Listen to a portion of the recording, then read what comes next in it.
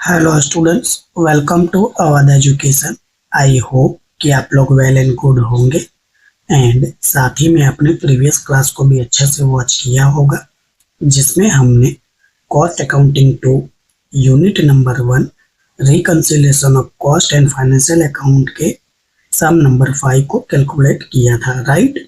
आई hope कि आपने वो वीडियो को अच्छे से वॉच किया होगा एंड उसको इजीली अंडरस्टैंड किया होगा। इस क्लास में उसी से रिलेटेड एक और सम कैलकुलेट करेंगे। तो चलिए बिना टाइम वेस्ट किए हुए इस क्लास को शुरू करते हैं। ये रहा आपकी स्क्रीन पर sum number 6। Suppose worker expense are absorbed at 60% of labor and office expense at 20% of the work cost. Actual total expenditure incurred as follows. Gujarat university SY mean second year, April 2023 में पूछा गया सम है। तो जैसा मैंने पिछली class में कहा था कि आप किसी भी सम की वैरायटी को अंडर एस्टिमेट नहीं कर सकते हो। क्यों? क्योंकि कोई भी सम है वो आपको एग्जाम में देखने को मिल सकता है और फिर अगर आप उसको स्किप करते हो तो आपका पेपर खराब हो सकता है। ગુજરાતીમાં વાત કરીએ આપણે તો મેં કીધેલું કે કોઈ પણ પ્રકારના દાખલા જે હોય તમે આને ઇગ્નોર ના કરી શકો। એનું કારણ છે કે માની લો એક્ઝામમાં આવી ગયું તો તમે શું કરી શકશો, રાઈટ। તમારી સામે જ છે સ્ક્રીન ઉપર 2023માં દાખલો પૂછાયેલો છે। સીધી વાત છે કે તમે વર્ષમાં કોઈ બી તમારા જીવનમાં એક જ પરીક્ષા આલો ને તેમાં આપણે સફળ થવાનું હોય। આ દાખલો તમારે સ્કીપ થઈ જાય તો 10 માર્ક બગડે। તમે કહેશો કે સાહેબ ઓરમાં બી તો સમ હોય છે, તો અમે ઓર વાળો ગણી લેશો। લો આ તમારી સ્ક્રીન ઉપર છે ઓર વાળો દાખલો, સેમ બીટ ટુ કોપી એ જ દાખલો છે। એની ઓરમાં બી સેમ બીટ ટુ એ જ દાખલો પૂછવામાં આવ્યો છે, સેમ, ખાલી રકમો અલગ છે। તો બતાવો હવે આ કેસમાં તમારા 10 માર્ક્સ ખરાબ થઈ જશે કે નહીં? ત્યારે તો ચલો 70 માર્ક્સનું પેપર હતું ને 2.5 કલાક હતા એટલે કે તમને 14 માર્ક્સમાં દાખલો આવતો હતો, પણ આપણે પર્સન્ટેજના હિસાબથી જોઈએ તો 70ના 14 એટલે કે 20%, અહીંયા 50ના 10 એટલે કે 20%। टकावारी प्रमाणे तो सरखी ज वेटेज है। अब हिंदी में बात करें हम तो मैं यही कह रहा हूँ कि कोई भी सम हो आप उसको इग्नोर नहीं कर सकते हो।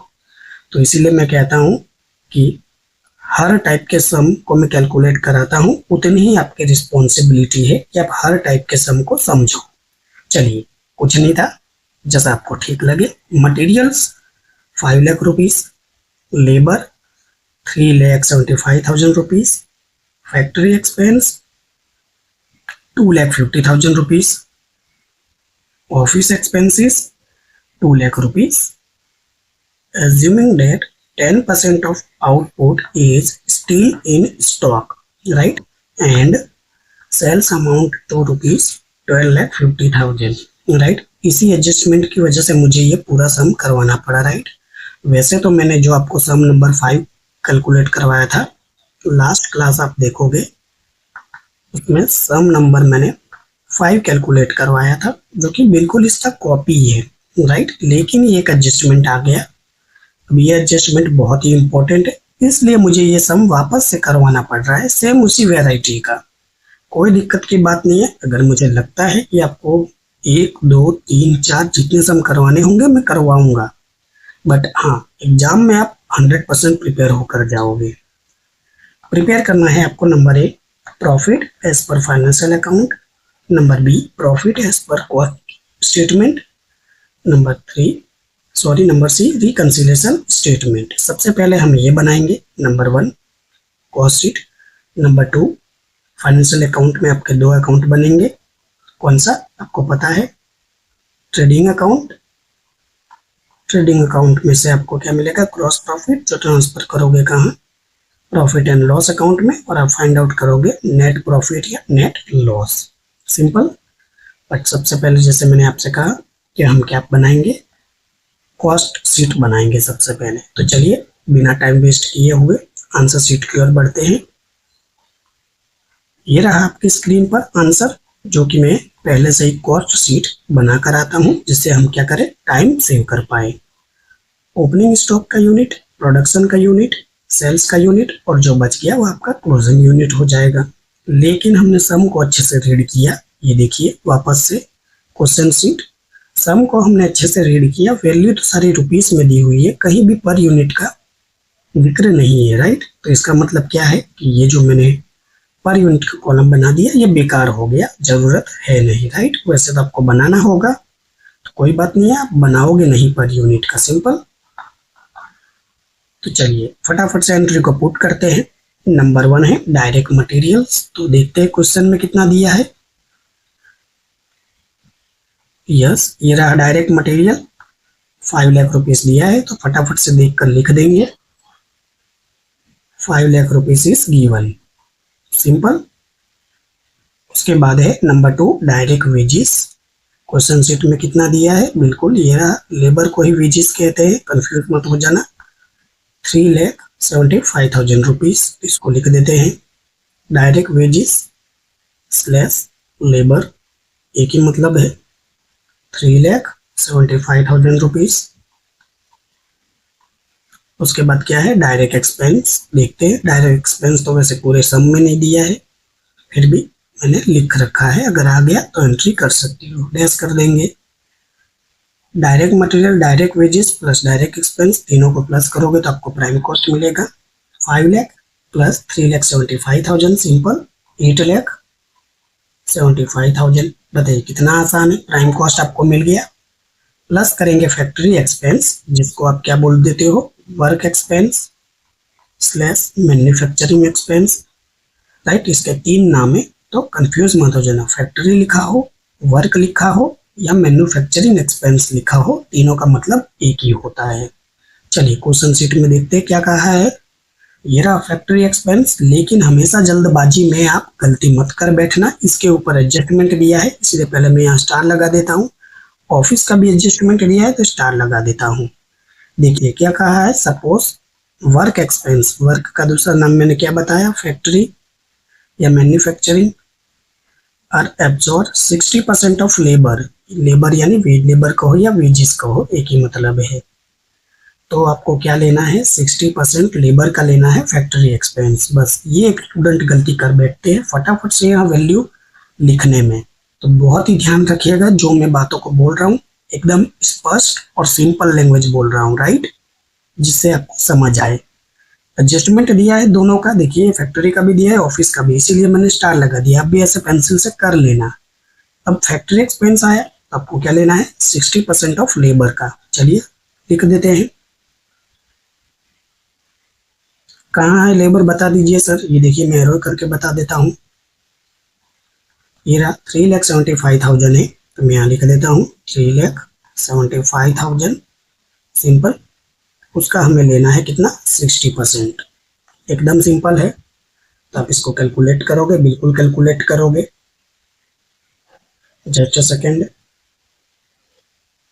यस, मैं कैलकुलेट कर लेता हूँ। 3,75,000 इंटू 60%, यस 2,25,000, 2,25,000 आ जाएगा। So simple. प्राइम कॉस्ट में फैक्ट्री एक्सपेंस को ऐड करोगे तो आपको क्या मिल जाएगा, फैक्ट्री कॉस्ट मिल जाएगा। So simple. तो 8,75,000 में प्लस करोगे आप कितना, just a second, yes, plus करोगे आप 2,25,000 तो आपको ये कितना मिल जाएगा, 11 lakh rupees. So simple. 75 plus 9, 9 plus 2 11, आपको फैक्ट्री कॉस्ट मिल चुका है। अब आप ऐड क्या करोगे, ऑफिस, उसको एडमिनिस्ट्रेटिव एक्सपेंस भी बोलते हैं, तो इसको आप ऐड करोगे। चलिए क्वेश्चन शीट में देखते हैं क्या कहा गया है। देखिए सबसे पहले तो स्टार लगाया है, इसका मतलब एडजस्टमेंट है। ये रहा adjustment, office expense eight 20% of work cost. तो वर्क कॉस्ट का आपको 20% लेना है, ये दोनों वैल्यू आप नहीं लोगे।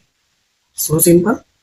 तो चलिए वापस इसको कैलकुलेट कर देते हैं। ये रहा हमारा office administrative expense, work cost, right. ये फैक्ट्री कॉस्ट को आप वर्क कॉस्ट भी कहोगे, मैन्युफैक्चरिंग कॉस्ट भी कहोगे। इसके 3 नाम है, याद रख लीजिएगा।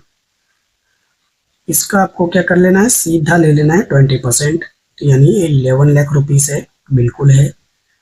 इसका आप 20% कैलकुलेट करोगे तो कितना होगा, यस 2,20,000।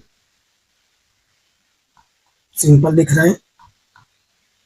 11 लाख में 2,20,000 प्लस करोगे तो 13,20,000 मिल जाएगा, जिसको आप बोल दोगे प्रोडक्शन कॉस्ट। अब आपको ऐड करना है पॉइंट नंबर 6 में ओपनिंग स्टॉक एंड लेस करना है क्लोजिंग स्टॉक। सिंपल। तो आइए देखते हैं क्या कहा गया है क्वेश्चन शीट में ओपनिंग और क्लोजिंग के बारे में। यस, ओपनिंग के बारे में तो कुछ नहीं कहा गया है, लेकिन ये देखिए क्लोजिंग के बारे में कहा गया है। Assuming that 10% of output is still in stock. जो आउटपुट है उसका 10% क्या है, अभी स्टॉक के अंदर है, बस यानी वही क्या क्लोजिंग स्टॉक के अंदर है। सीधी सी बात है, 10% अभी भी क्या है क्लोजिंग स्टॉक के अंदर बचा हुआ है। तो यही एडजस्टमेंट था जिसकी वजह से मुझे पूरा ये सम कैलकुलेट करवाना पड़ा। चलिए सॉल्व कर देते हैं फटाफट से। ओपनिंग स्टॉक तो नहीं दिया है तो डैश कर देंगे हम। क्लोजिंग स्टॉक की क्या करनी पड़ेगी, हमें कैलकुलेशन करनी पड़ेगी। सिंपल। तो कोई बात नहीं, मैं आपकी इसको बढ़िया से कैलकुलेशन करवा देता हूँ, उसमें कोई बड़ी बात है नहीं। सबसे पहले तो आपको यहाँ एक नोट बताता हूँ, नोट 1। बात हो रही है कॉस्ट अकाउंट की। सिंपल। कॉस्ट अकाउंट में किसकी बात हो रही है, क्लोजिंग स्टॉक की। सिंपल। तो क्लोजिंग स्टॉक किस पे डिपेंड होगा, ये depends on production cost.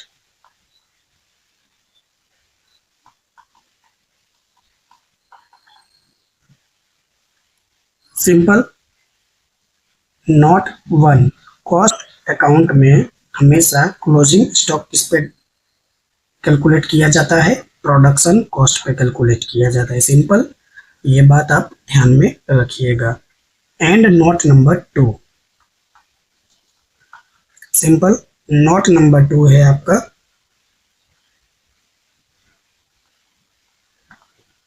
Financial account की बात करें,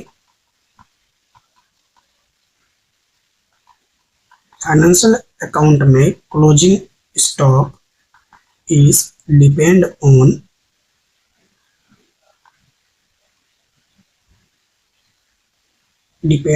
फैक्ट्री कॉस्ट। राइट। ये एमसीक्यू में भी आ सकता है, इसको आप याद कर लीजिएगा। ये एमसीक्यू में जरूर यहाँ से ये 2 नोट लिखाइए कि कॉस्ट अकाउंट में क्लोजिंग स्टॉक किस पर कैलकुलेट किया जाता है, तो आंसर होगा आपका प्रोडक्शन कॉस्ट। और फाइनेंशियल अकाउंट में क्लोजिंग स्टॉक किस पर कैलकुलेट किया जाता है, तो आपका आंसर होगा फैक्ट्री कॉस्ट। फैक्ट्री यानी वही वर्क कॉस्ट या मैन्युफैक्चरिंग कॉस्ट का हो, जो आपका मन करे। तो ये 2 एडजस्टमेंट आप हमेशा याद रखिएगा। ये 2 नोट्स लिखाइए मैंने। सिंपल। पहले ये नोट आपको अच्छे से याद हो गई। अब हम क्या करेंगे, कैलकुलेशन करेंगे, जो कि मुझे आपको करवाना है। तो बिल्कुल चलिए, नोट नंबर 1 की बात हो रही है। सिंपल। नोट नंबर 1 की बात हो रही है, तो बात करें हम किसकी, क्लोजिंग स्टॉक की। राइट। तो यहाँ पर आपको क्या करना है, सिंपली लिख देना है प्रोडक्शन, और यहाँ पर लिख देना है आपको closing stock. Simple. Production cost जो होगा हमेशा कितना होगा, 100 होगा, और क्लोजिंग स्टॉक का परसेंटेज आपको गिवन होगा। सिंपल। तो चलिए क्वेश्चन शीट में देखते हैं कितना दिया है। ये रहा, देखिए 10% कहा है। राइट। ये 10% क्या कहा है कि स्टॉक में अभी है। सिंपल। तो ये 10% आप यहाँ लिख दोगे। And production cost 100 is equal to what, ये रहा देखिए 13,20,000। राइट। ये रहा प्रोडक्शन कॉस्ट। सिंपल। 13,20,000। तो यहाँ लिख देंगे हम 13,20,000। तो 10% इज इक्वल टू व्हाट, बस क्या कर दीजिए, क्रॉस मल्टीप्लिकेशन कर दीजिए। कैसे,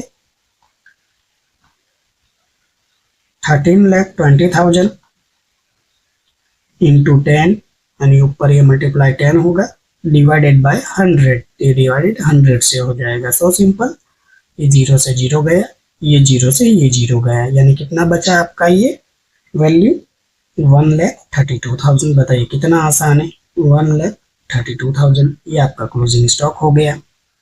तो बस यहाँ पुट कर दीजिए, ये रहा नोट नंबर 1, वैल्यू आ गई है हमारे पास -1,32,000, राइट। क्लोजिंग स्टॉक को माइनस करते हैं, ये गलती मत कर बैठना, नहीं तो आपका सम हो सकता है अच्छा खासा खराब हो जाए। 13,20,000 में से आप 1,32,000 को लेस करोगे तो आपको जो वैल्यू मिलेगी 11,88,000 आपको मिल जाएगा। COGS means cost of good sold, उसमें ऐड कर दीजिए what, sales and distributed expense. चलिए देखते हैं क्वेश्चन शीट में दिया है या नहीं। बिल्कुल नहीं दिया हुआ है, नहीं दिया है तो घबराने की कोई बात नहीं है, देख लीजिए नहीं दिया है। नहीं दिया है तो हमारा तो काम और आसान हो जाता है, राइट। ये तो बनेगा नहीं, डैश कर दोगे आप और आपको टोटल कॉस्ट मिल जाएगा 11,88,000। सिंपल, इसमें ऐड करोगे प्रॉफिट, प्रॉफिट ऐड होता है हमेशा, तो ऐड करोगे प्रॉफिट तो आपको मिल जाएगा सेल्स। आइए क्वेश्चन शीट में देखते हैं क्या दिया हुआ है हमें। यस, हमें प्रॉफिट नहीं दिया, एंड के बाद दिया है सेल्स अमाउंट टू बी ₹12,50,000। कोई बात नहीं, सेल्स दिया तो भी हमारा काम हो जाएगा। 12,50,000 सिंपल, सेल्स आपको दे रखा है 12,50,000। प्रॉफिट के लिए क्या करोगे, सेल्स में से कॉस्ट को लेस कर दोगे तो प्रॉफिट मिल जाएगा आपको। तो 12,50,000 में से 11,88,000 को आप लेस कर दीजिए, तो सिंपल यहाँ दिख रहा है आपको 62,000 क्या मिल जाएगा, प्रॉफिट मिल जाएगा। इसको आप सर्कल कर दीजिए ऐसे। बताइए कितना आसान है कॉस्ट शीट बनाना, बस एक एडजस्टमेंट है आपको क्लोजिंग स्टॉक का, ये मैंने सिखा दिया। सेम ओपनिंग स्टॉक का भी यही होगा, राइट। यहाँ क्लोजिंग स्टॉक की जगह ओपनिंग स्टॉक लिखोगे, बट ओपनिंग का नहीं देंगे, क्लोजिंग का ही देंगे आपको, राइट। तो बताइए कितना आसान है, ये हमने कॉस्ट शीट अच्छे से बना लिया है। आइए क्वेश्चन शीट में देखते हैं क्या है। देखिए ये कॉस्ट शीट हमने बना लिया, अब हमें बनाना है फाइनेंशियल स्टेटमेंट, लेकिन उसमें क्या अकाउंट बनेगा, ट्रेडिंग अकाउंट बनेगा एंड PLN अकाउंट बनेगा। तो चलिए इसको भी फटाफट से बना लेते हैं। ये रहा स्टेटमेंट, ट्रेडिंग अकाउंट, राइट। सबसे पहले यहाँ डेबिट लिखेंगे, यहाँ क्रेडिट लिखेंगे, 4 कॉलम बनेगी। पर्टिकुलर्स की अमाउंट जो कि रुपीस में होगा, पर्टिकुलर्स अमाउंट जो कि रुपीस में होगा। सिंपल, ज़्यादा नहीं, 8 से 10 लाइन का ही बनाना है आपको, इनफ है, राइट। कॉस्ट अकाउंटिंग के कंपेयर में मैं कहूँ तो फिक्स एंट्री है इसकी, कैसे बता दीजिए sir. To opening stock, to direct materials, to direct wages, wages को आप लेबर भी बोल देते हो, टू फैक्ट्री, फैक्ट्री को वर्क भी बोल देते हैं, वर्क को मैन्युफैक्चरिंग भी बोल देते हैं, expense, right. To direct expense, right, हो तो लिखना है। बस इतनी चीजें आएगी आपकी, सिंपल। एंड यहाँ क्या आएगा, तो 2 ही एंट्री है, by sales and by closing stock. बताइए 2 ही एंट्री, एकदम simple.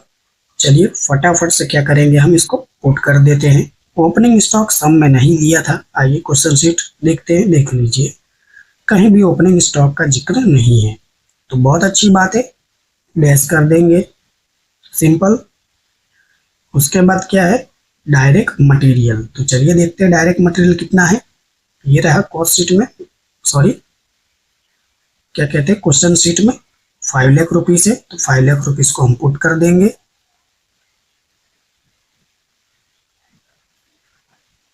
5 lakh rupees. Direct wages या लेबर देखते हैं कितना दिया है, ये रहा लेबर, 3,75,000 रुपीज, इसको लिख देंगे हम 3,75,000 रुपीज। डायरेक्ट एक्सपेंस नहीं दिया है तो लेस कर दोगे। टू फैक्ट्री या वर्क या मैन्युफैक्चरिंग जो चाहे कहो, कितना दिया है 2,50,000 रुपीज। तो ये तो अब यही वैल्यू लोगे, राइट। ये तो जो ऊपर आपको दिया था वो किसके लिए दिया था, वो इंफॉर्मेशन कॉस्ट शीट के लिए दिया था, राइट। ये एक्चुअल टोटल एक्सपेंडिचर है, ये आपका फाइनेंशियल के लिए है 2,50,000 रुपीज। तो लिख देंगे हम यहाँ 2,50,000 रुपीज, सिंपल। सारी एंट्रियां लिख दी है। बाय सेल्स, सेल्स भी आपको दिया है, ये देखिए दे रहा सेल्स कितना है 2,50,000 रुपीज। तो लिख देंगे यहाँ 2 लाख, क्या बोल रहा हूँ मैं, 12 लाख दिया है, 12,50,000 रुपीज। देखिए कभी जल्दबाजी में ऐसा भी हो जाता है, राइट, कि हम फिगर ही गलत लिख देते हैं, फिर पता चलता है कि क्या गड़बड़ी कर बैठे हैं। तो ये भी थोड़ा ध्यान रखने वाली बात है। अब क्लोजिंग स्टॉक की बात आई। क्लोजिंग स्टॉक की बात आई उससे पहले मैंने आपको नोट लिखवाई थी, यहाँ देखिए वो नोट कहाँ गई। यस, ये देखिए नोट नंबर 2 लिखवाया था मैंने आपसे, बिल्कुल लिखवाया है। ये नोट नंबर 2 किसके लिए है, फाइनेंशियल अकाउंट के लिए है। इन closing stock is depend on factory cost, right. तो अब क्या करोगे आप, ये रहा आपका ट्रेडिंग अकाउंट। अब यहाँ से आपको क्या कैलकुलेट करना पड़ेगा, आपको कैलकुलेट करना पड़ेगा अगेन फैक्ट्री कॉस्ट। तो कोई बात नहीं है, हम कैलकुलेशन कर लेते हैं। Calculation of closing stock, right. ये है आपका note number 2, simple. Closing stock की क्या करोगे, कैलकुलेशन करोगे। तो फैक्ट्री कॉस्ट आपको कैसे मिलता है, सबसे पहले मैं कहूँ direct material plus direct wages plus direct expense, इसको आप प्लस करोगे तो क्या मिलेगा आपको, प्राइम कॉस्ट मिलेगा, बिल्कुल। एंड प्लस करोगे क्या, वर्क एक्सपेंस या फैक्ट्री एक्सपेंस या फिर मैन्युफैक्चरिंग, सिंपल। तो आपको क्या मिलेगा, फैक्ट्री कॉस्ट। बस यही चाहिए हमें, फैक्ट्री कॉस्ट चाहिए, बस यही तो हमें चाहिए, फैक्ट्री कॉस्ट। तो ये किसकी बात हो रही है, ये बात हो रही है फाइनेंशियल अकाउंट की, फाइनेंशियल अकाउंट्स, सिंपल। यही चीज हम किस कॉस्ट अकाउंट की बात करें तो कॉस्ट अकाउंट में किस पर कैलकुलेट होगा, तो फैक्ट्री पे नहीं, प्लस यहाँ ऐड करोगे आप ऑफिस या एडमिनिस्ट्रेटिव एक्सपेंस, उसके बाद जो आपको मिलेगा प्रोडक्शन कॉस्ट, उस पर हमने कैलकुलेट किया, राइट। बताइए सर कैसे। ये देखिए ये आपकी है कॉस्ट शीट, ये देखिए ये है प्रोडक्शन कॉस्ट, इस पे आपने कैलकुलेट किया था या नहीं, ये देख लीजिए प्रोडक्शन कॉस्ट, सिंपल। इसको आपने कैलकुलेट किया था 13,20,000। और ये जो हम चीज बात करें किसमें, ये देखिए एक स्टेप पहले, यानी हम बात करें अगर फाइनेंशियल अकाउंट की तो हम किस पे कैलकुलेट करेंगे, फैक्ट्री कॉस्ट पे, राइट। एक चीज ऐड नहीं करेंगे। आई होप कि आपको दोनों का डिफरेंस क्लियर हो रहा होगा, मैंने बहुत ही अच्छे से समझाया। चलिए मैं आपको यही समझा देता हूँ कलर चेंज करके, जिससे आपको आइडिया रहे, राइट। ये किसकी बात हुई थी, फाइनेंशियल अकाउंट की। अब यहाँ बात करें हम कॉस्ट अकाउंट की, राइट, कॉस्ट अकाउंट्स की। तो वही चीजें आएंगी, direct material, direct wages, direct expense, right. इसको प्लस करोगे तो आपको पीसी मिलेगा, क्या personal computer, no, prime cost मिलेगा। फिर आप ऐड करोगे फैक्ट्री एक्सपेंस, फैक्ट्री को ही आप वर्क बोल देते हो, जो मन करे बोल दीजिए, मैन्युफैक्चरिंग भी बोल देते हैं, एक्सपेंस, राइट। तो आपको क्या मिलेगा, आपको फैक्ट्री कॉस्ट मिलेगा एफसी। फिर आप इसमें प्लस करोगे व्हाट, सॉरी सेलिंग, नहीं सेलिंग कहां से आ गया, office, yes office and administrative expense, फिर आपको मिलेगा प्रोडक्शन कॉस्ट, सिंपल। और आप इस पर कैलकुलेट करोगे क्लोजिंग स्टॉक, जो हमने थोड़ी देर पहले ही कैलकुलेट किया, आपने ध्यान से देखा हो तो कॉस्ट शीट में, ये देख लीजिए, इसी पर हमने कैलकुलेट किया है। मैं स्क्रॉल करके बता देता हूँ आपको, देखिए ये रहा production cost is equal to closing stock, simple. मैंने डिफरेंस भी आपको बहुत ही अच्छे से समझाया। मैं नहीं चाहता हूँ कोई भी आपके मन में डाउट रहे, जो सीखो अच्छे से सीखो, भले थोड़ा टाइम लग जाए, एक बार सीखो जो कि लंबे समय तक भी याद रहे। तो फटाफट से लिख लेते हैं। डायरेक्ट मटेरियल कहाँ से लेंगे हम, ट्रेडिंग जो अकाउंट में लिखा है वहीं से लेंगे। तो ये रहा कितना, 5 लाख रुपीस, तो लिख देंगे हम 5 लाख रुपीस। डायरेक्ट वेजेस बिल्कुल है हमारे पास, ये रहा 3,75,000 रुपीस, 3,75,000 रुपीस। डायरेक्ट एक्सपेंस नहीं दिया है, राइट। हमें क्या मिल जाएगा, हमें वापस से मिल जाएगा prime cost 8,75,000 rupees.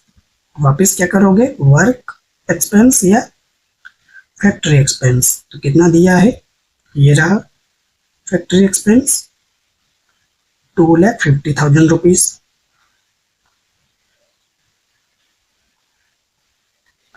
2,50,000 rupees, right. तो आपको ये कितना मिल जाएगा, just a second, yes 11,25,000 rupees. बताइए फैक्ट्री कॉस्ट आपको मिल चुका है, फैक्ट्री कॉस्ट आपको मिल चुका है। बस अब आप लिख सकते हो यहाँ factory cost is equal to what, closing stock. Suppose ये आपका 100 होगा, तो क्लोजिंग स्टॉक कितना है, 10% दिया है गिवन, राइट। आई होप कि अब तक आपको याद होगा। प्रोडक्ट फैक्ट्री कॉस्ट आपको कितना मिला है, ये रहा देखिए 11,25,000 rupees. 11,25,000 rupees is equal to what, cross multiplication कर दीजिए, फटाफट से सॉल्व कर दीजिए। 11,25,000 इंटू 10 डिवाइडेड बाय 100, राइट। ये जीरो से ये जीरो गया, ये जीरो से ये जीरो गया, तो कितना बचा यहाँ पर, 1,12,500। बताइए कितना आसान है चीजों को सीखना, राइट।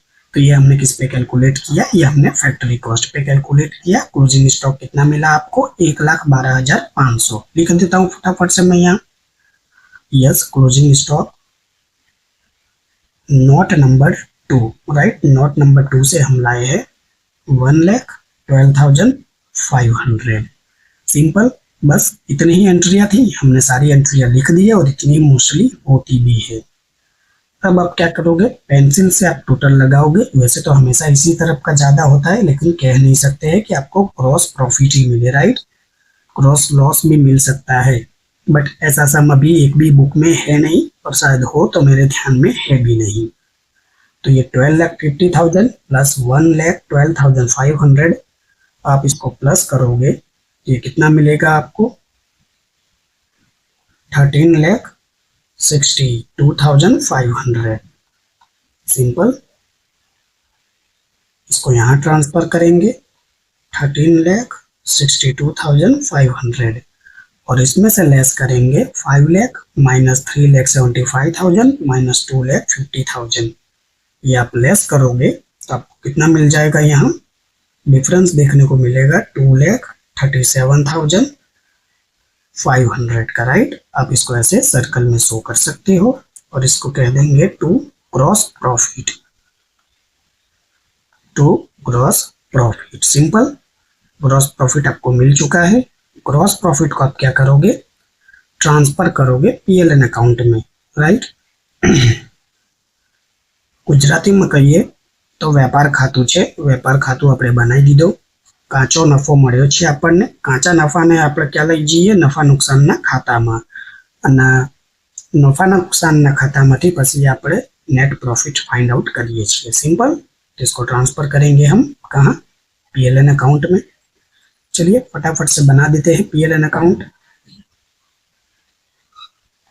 ये आपका डेबिट हो जाएगा, ये आपका क्रेडिट हो जाएगा, सेम वैसे ही बनेगा, particulars amount rupees, particular amount जो कि रुपीस में है। पहली एंट्री यही होगी कि ग्रॉस प्रॉफिट डेबिट से क्रेडिट हो जाएगा, तो बाय जीपी 2,37,500, सिंपल 2,37,500। अब इसमें कौन सी एंट्री होगी सर वो बता दीजिए। फिक्स एंट्री है इसमें भी, देखिए एक तो आएगी ऑफिस वाली, मतलब एंट्री की बात कर रहा हूं मैं, ऑफिस की एंट्री जिसको आप एडमिनिस्ट्रेटिव एक्सपेंस भी बोल देते हो, और दूसरा जो होगा S&D sales and distributed expense की एंट्री। सिंपल दो एंट्री यहाँ देखने को आपको मोस्टली मिलेगा। तो चलिए ऑफिस और एडमिनिस्ट्रेटिव एक्सपेंस देखते हैं क्वेश्चन शीट में कितना दिया है। ये रहा आपका क्वेश्चन शीट और ये रहा office expense 2 lakh rupees, right. और सेलिंग एंड डिस्ट्रीब्यूटेड एक्सपेंस तो दिया ही नहीं है, तो बहुत अच्छी बात है, हमारा काम और आसान हो गया। ऑफिस एक्सपेंस दिया है 2 lakh rupees, sales and distributed expense नहीं दिया है तो लेस कर देंगे, राइट। बस इतनी ही एंट्री थी। अब क्या करोगे, टोटल, टोटल से साफ दिख रहा है ये ज्यादा है,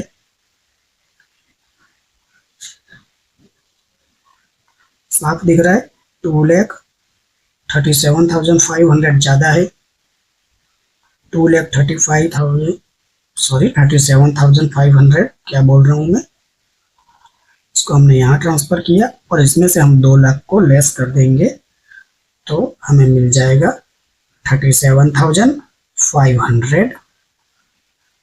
इसको बोल देंगे टू नेट प्रॉफिट। बस नेट प्रॉफिट आपको मिल चुका है, सर्कल करके हमने शो कर दिया है। क्वेश्चन शीट की ओर बढ़ते हैं।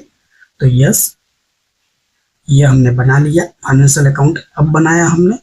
तो अब हमने दोनों बना लिया है अकाउंट, कॉस्ट अकाउंट भी, फाइनेंशियल अकाउंट भी। अब हम क्या करेंगे, कंपेयर करके रिकंसिलेशन अकाउंट बना देंगे। 2 मिनट में ही ये बन जाएगा। कैसे, चलिए देखते हैं। ये रहा आपका आंसर और मैंने अकाउंट बना लिया है, ये देखिए रिकंसिलेशन स्टेटमेंट अकाउंट, राइट। पहले लिख देंगे यहाँ, क्या लिखेंगे, पहले मैं कलर चेंज कर लूँ फिर डिसाइड करेंगे। कुछ डिसाइड नहीं करना है, पर्टिकुलर सी आएगा और ये भी अमाउंट है जो कि रुपीस में है और यहाँ पर भी अमाउंट आएगा जो कि रुपीस में आएगा। सिंपल। सबसे पहली एंट्री क्या होगी, profit as per cost account. Cost account का हम प्रॉफिट लिखेंगे कहाँ से, कॉस्ट शीट में से। ये रही कॉस्ट शीट और ये रहा आपका प्रॉफिट, राइट।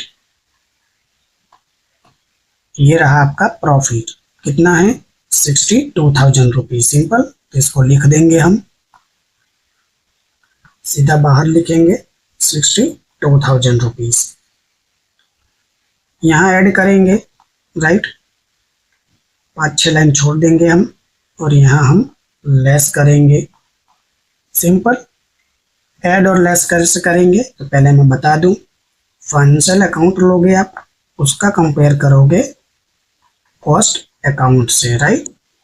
अब यहाँ आप कंपेयर करके लिखोगे इंक्रीजिंग और डिक्रीजिंग। 2 चीजें बताई थी मैंने, 2 रूल्स, आई होप कि आपको याद होंगे। एक्सपेंस होगा, इंक्रीज होगा तो उसका क्या रिलेशन होगा, उसका आपका डायरेक्ट रिलेशन होगा, राइट। और आप कहाँ लिखोगे, ऐड होगा, इंक्रीज होगा तो ऐड करोगे, डिक्रीज होगा तो लेस करोगे। सेम केस ओपनिंग स्टॉक के साथ, राइट। एंड जो आपका क्या होगा, इनकम होगा और क्लोजिंग होगा, उसका कैसा रिलेशन होता है, इनवर्स रिलेशन होता है, राइट। अगर क्लोजिंग और इनकम एक्सपेंस में अगर आपको इंक्रीज देखने को मिले तो आप लेस करोगे और डिक्रीज देखने को मिले तो आप ऐड करोगे। फर्स्ट सम जब मैंने कैलकुलेट करवाया था तब आपको मैंने कहा था वो रूल्स याद कर लेना। अगर वो रूल्स याद नहीं होंगे तो हो सकता है फिर यहाँ भी आप आके सम को बिगाड़ो, राइट। तो याद वो अच्छे से कर लीजिएगा। सिंपल। चलिए सबसे पहले एंट्री कैसे करेंगे, लिखना है हमें कैसे, फाइनेंशियल अकाउंट का कंपेयर करके कॉस्ट अकाउंट में कंपेयर करना है, लेकिन हम कॉस्ट शीट को पहले देखेंगे, जो एंट्री वहां होगी उसको पहले लिखेंगे। सिंपल। तो चलिए ये रही कॉस्ट शीट आपकी। डायरेक्ट मटेरियल 5 लाख रुपीस है। और आइए यहाँ देखते हैं हमारा कितना है डायरेक्ट मटेरियल। ये रहा फाइनेंशियल अकाउंट और यहाँ भी हमारा डायरेक्ट मटेरियल कितना है 5 लाख रुपीस, राइट। तो कैंसिल हो जाएगा, सेम है, डिफरेंस तो कोई चेंजेस तो देखने को मिल नहीं रहा। उसके बाद क्या है डायरेक्ट वेजेस। डायरेक्ट वेजेस कितना है 3,75,000। फाइनेंशियल अकाउंट में देखते हैं, ये रहा डायरेक्ट वेजेस 3,75,000, यानी सेम है, कोई भी चेंजेस देखने को नहीं मिल रहा। डायरेक्ट एक्सपेंस तो दिया ही नहीं है, सिंपल, तो यहाँ भी नहीं दिया, डैश कर देंगे। यस, फैक्ट्री एक्सपेंस आपको लिखना पड़ेगा, चेंजेस है यहाँ, कितनी वैल्यू है 2,25,000, राइट। ठीक है, ये तो कॉस्ट है, लेकिन हम पहले किसकी देखेंगे, फाइनेंशियल अकाउंट की देखेंगे। तो ये देखिए, अब ये फाइनेंशियल अकाउंट है, ये रहा आपका फैक्ट्री एक्सपेंस कितना है 2,50,000 है। 2,50,000 से कम हुआ या ज्यादा हुआ ये देखने के लिए आप कॉस्ट शीट देखोगे, राइट। तो ये रही कॉस्ट शीट और ये रहा फैक्ट्री एक्सपेंस 2,25,000, यानी क्या हो रहा है, रिड्यूस हो रहा है, राइट। आपका ये रिड्यूस हो रहा है। रिड्यूस हो रहा है तो कहाँ आएगा, जैसा मैंने आपसे कहा था कि ये आपका रिड्यूस हो रहा है तो ये लेस की तरफ आएगा। चलिए लिख के बताता हूं मैं आपको, ये रही आपकी कॉस्ट शीट। देखिए रिड्यूस हो रहा है तो मैंने कहा था लेस की तरफ आएगा। Factory expense, simple factory expense है, कितना रिड्यूस हुआ देखिए। ये फाइनेंशियल अकाउंट में आपको दिया था 2,50,000 एंड ये कॉस्ट अकाउंट में कितना हो गया, ये 2,25,000 हो गया, राइट। सिंपल, डिफरेंस देखने को मिल रहा है, बिल्कुल मिल रहा है 25,000 का। तो यहाँ लिख देंगे 25,000, बस बात खत्म हो गई। कितना आसान है, सिंपल है या नहीं। रिड्यूस हो रहा है तो हमने क्या किया, लेस की तरफ लिखा फैक्ट्री एक्सपेंस को, डिफरेंस आया 25,000 को, डिफरेंस यहाँ शो करते हैं हम, सिंपल। उसके बाद चेक करेंगे क्या है, यस, ऑफिस और एडमिनिस्ट्रेटिव एक्सपेंस की भी एंट्री करेंगे। यहाँ 2,20,000 है, कोई दिक्कत की बात नहीं है। आइए यहाँ देखते कितना है। यस, ये रहा आपका ऑफिस या एडमिनिस्ट्रेटिव एक्सपेंस 2 लाख रुपीस है, राइट। फाइनेंशियल अकाउंट में 2 लाख रुपीस है। कॉस्ट अकाउंट में कितना है आपका 2,20,000 रुपीस है, यानी क्या हुआ आपका इंक्रीजिंग हुआ 20,000। कैसे बताइए सर, कुछ समझ नहीं आ रहा। अरे अभी आ जाएगा, ये देखिए इंक्रीज हो रहा है, INCRES, increasing office slash administrative expense.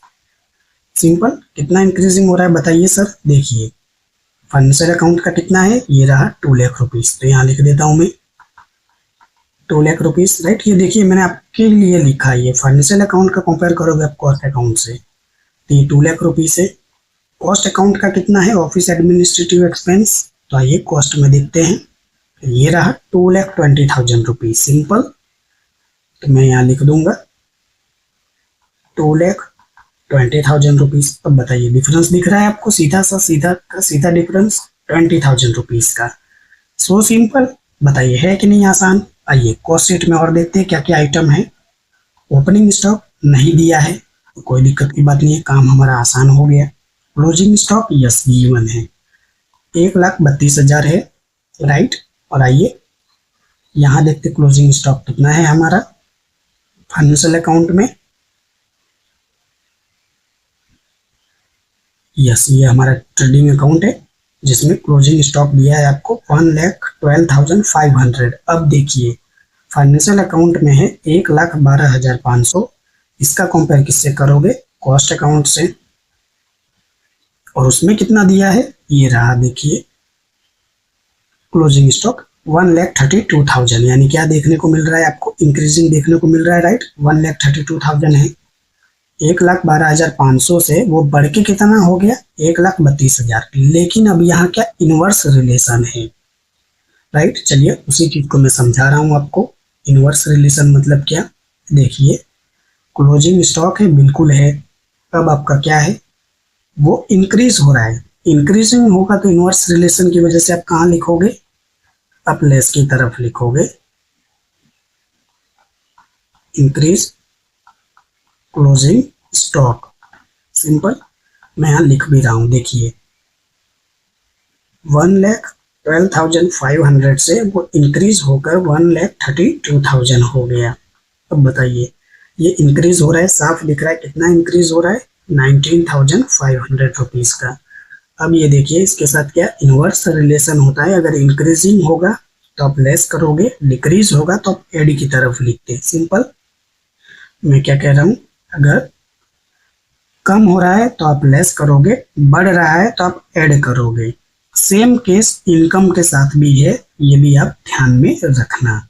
तो इसकी भी एंट्री हमने कर दी। आइए देखते कॉस्ट शीट में और क्या है। क्लोजिंग की हो गई, बिल्कुल हो गई। सेल्स एंड डिस्ट्रीब्यूटेड एक्सपेंस दिया ही नहीं है। सिंपल। तो कॉस्ट शीट में देखिए सारी की सारी हमने चीजों की एंट्री कर दी।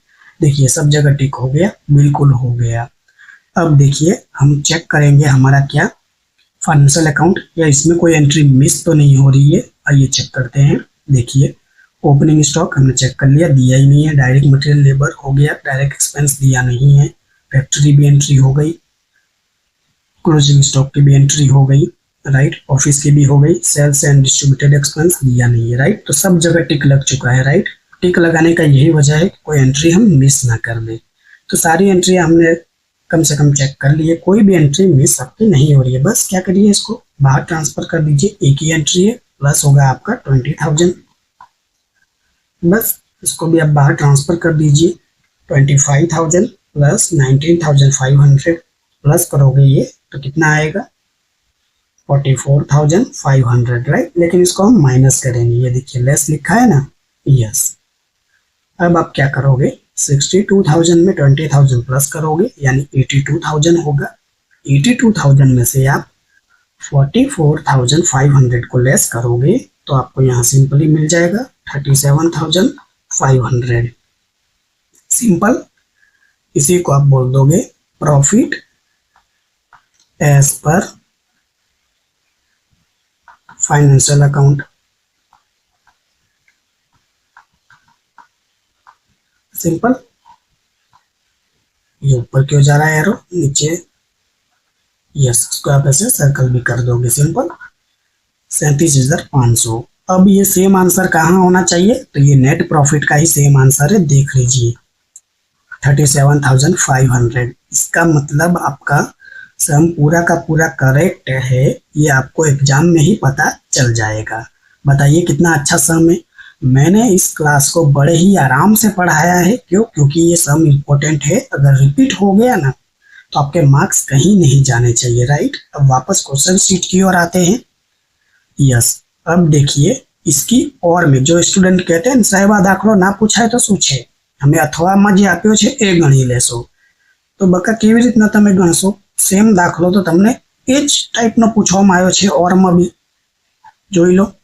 તમે એમ કહો છો કે અમે અથવાવાળો ગણી લેશો દાખલો, કે આ દાખલાને અમે ઇગ્નોર કરી દઈએ, બટ અથવામાં બી તો સેમ એ જ પૂછાયો છે, જોઈ લો। 2023 માં સેમ એ જ દાખલો પૂછાયો છે, બસ ફરક શું છે કે અહીંયા જે ક્લોઝિંગ સ્ટોક છે તમારે 10% લેવાના છે પ્રોડક્શનના, બસ પ્રોડક્શન કોસ્ટના। Simple. Gujarat university SY April 2023 નું પેપર તમે ઉપાડીને જોજો, આ જ દાખલા પૂછાયા છે બંનેના બંને, ઉપર બી નીચે બી। તો એટલે કહું છું દરેક દાખલા ગણવા જરૂરી છે।